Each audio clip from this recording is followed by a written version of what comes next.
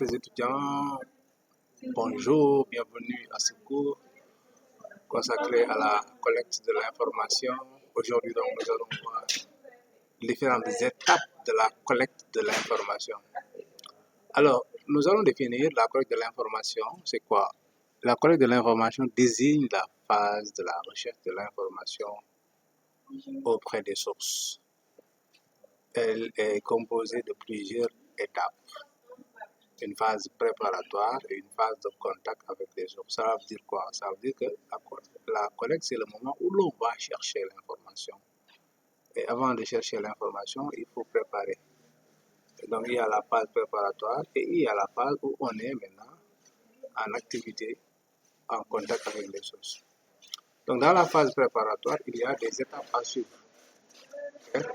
Donc, la première phase, c'est d'abord définir le sujet.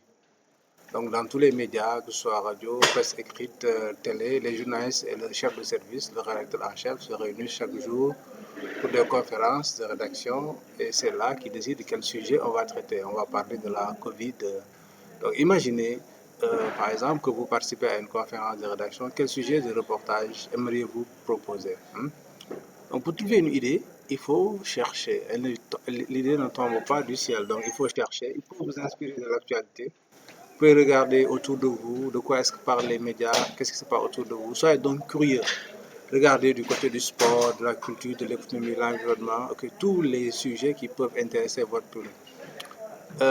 Plus un sujet sera proche de vous-même, plus il sera facile d'aller à la source de l'information. La notion de proximité est importante. Pour un sujet d'actualité chaude lié à un événement de la vie politique ou économique, à l'éducation, à la santé, qui allait où vous en parlez. Par exemple, la reprise des cours en présentiel dans les universités, ou bien vous pouvez opter pour un sujet plus pérenne lié à un fait de société ou à une tendance actuelle plus durable dans le temps, ce qu'on appelle les sujets intemporels, exemple l'agriculture bio au Sénégal.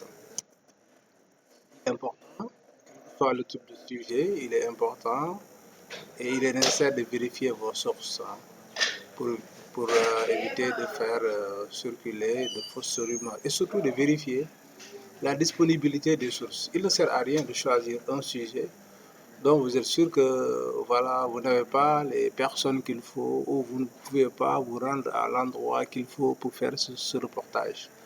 Donc le choix du sujet, il est extrêmement important. Nous allons également voir, après le choix du sujet, le choix de l'angle.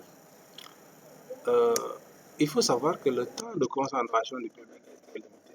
Aujourd'hui, nous sommes sollicités à gauche, à droite. Donc les gens ne vous accordent qu'une faible partie de leur attention et dans un temps très limité, que ce soit la presse écrite, que ce soit la radio, que ce soit la télévision.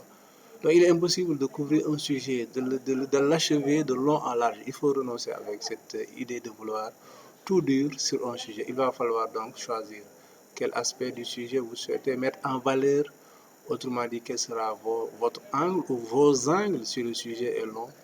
Donc, si votre sujet est par exemple les services de livraison par scooter, vous pouvez centrer votre reportage sur les raisons du boom, donc de cet essor rapide, sur ce nouveau moyen de livraison, ou bien si vous voulez parler de l'événement par exemple de la Tabaski, vous pouvez angler votre reportage sur la cherté des moutons de race par exemple.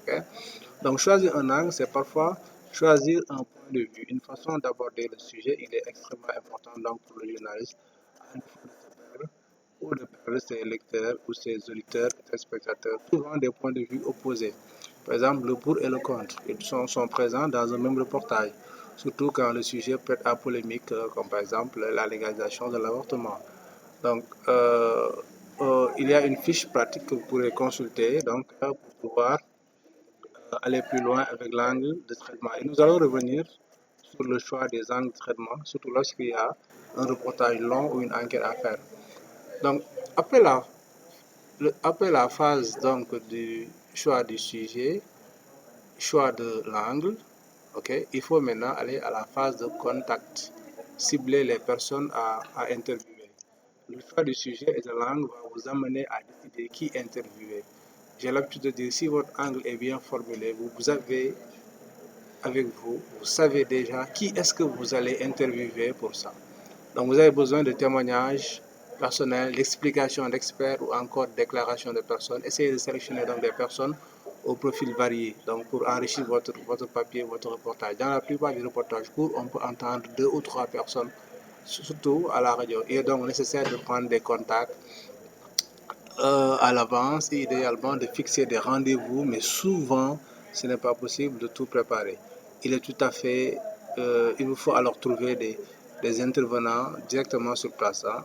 Dans ce cas, autour de vous et laisser le hasard des rencontres opérer. Par exemple, toutes les rencontres ne peuvent pas être préparées.